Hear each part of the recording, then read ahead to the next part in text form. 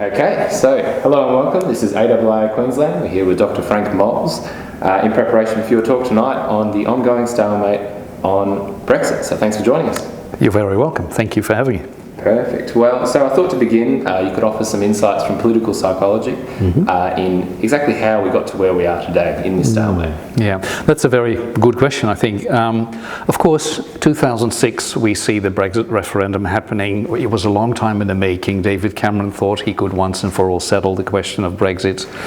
And of course, it was a surprise victory for the Leave campaign. And for those of us who studied European affairs and European integration for a long time, it still came as a surprise, but when we saw what happened, it was perhaps not as surprising as many people would have thought. Why am I saying this? I think that for people from continental Europe who had been more exposed to what you could call healthy coverage of European affairs in the news media, had probably a higher level of institutional knowledge about what the European Union is, what it can do, what it cannot do. So there's a whole swath of misunderstandings that you would encounter in Great Britain that you would not so easily come across in Europe. So I think having now the knowledge that we now have, of course, with interference and false advertising and so forth, it's not so surprising that that took hold in an electorate, in a member state where actually there was a high level of misinformation, which goes back, of course, decades. Thinking of Boris Johnson, of all people, who was, of course, the Daily Mail's correspondent in Brussels and responsible for an enormous amount of misinformation himself, which is, of course, ironic because it now comes back to haunt him in some way. But the tragedy is, of course, that it comes back to haunt the whole country. So I think the standard expression among people like myself is the British voters have learned more about European integration and about European institutions in 3 years than they had in the 3 previous decades. So that's a big political psychology question. How did the country end up in that situation? And I think you can then look at a vehemently anti-European political class, controlling very important media who have consistently misinformed the public. And what came to surprise to me is actually that I was quite aware, having taught European politics at 2 British universities, Exeter and Bristol, of students coming in very much steeped into Euroscepsis from where they came from. But I always kind of assumed that the political class, if you want, would be actually knowledgeable, even though they might still play into the kind of misunderstandings.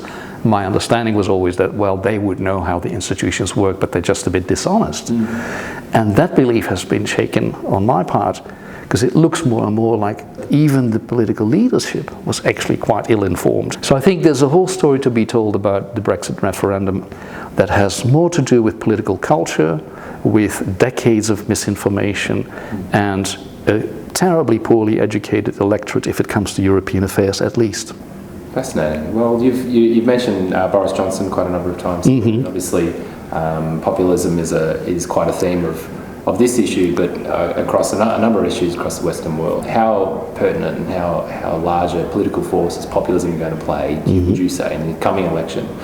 First of all, it's probably important to say that there's a huge debate about what is populism, which parties are populism. There's very exclusive definitions, and people get very angry if you call Brexit and Trump part of the populism kind of era. I think that Brexit and Trump are part of this populist wave that is taking the world by storm, whether we talk about the Philippines, Hungary or Brazil. I mean, it's a global phenomena.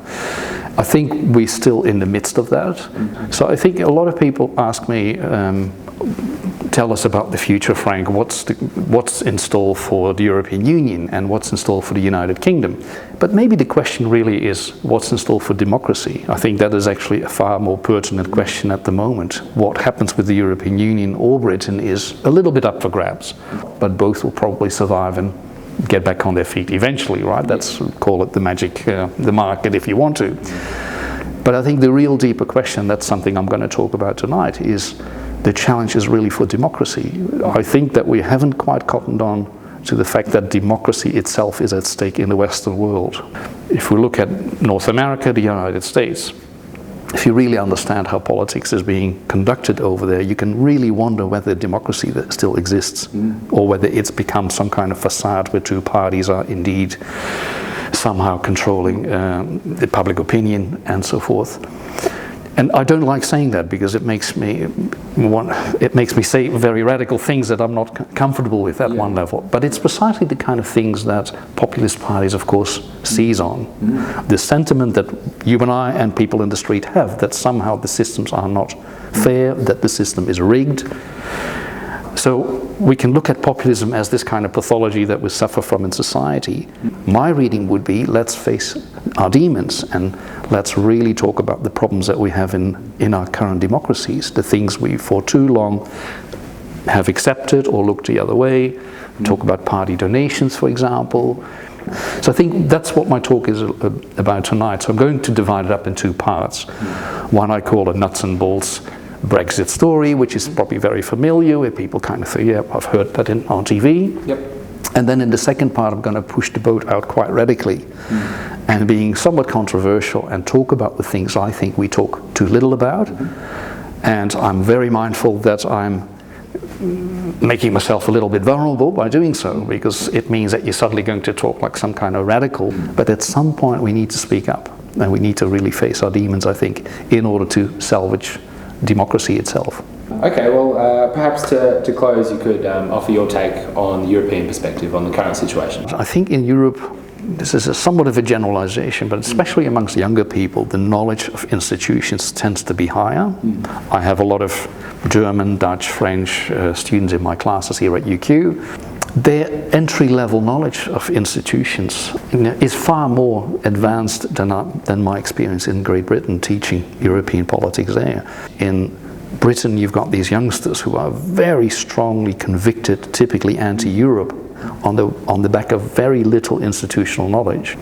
And that really underscores what I said earlier, that in Britain, it is so easy to divide and radicalize public opinion for two reasons. The electorate is largely uninformed about the institutions.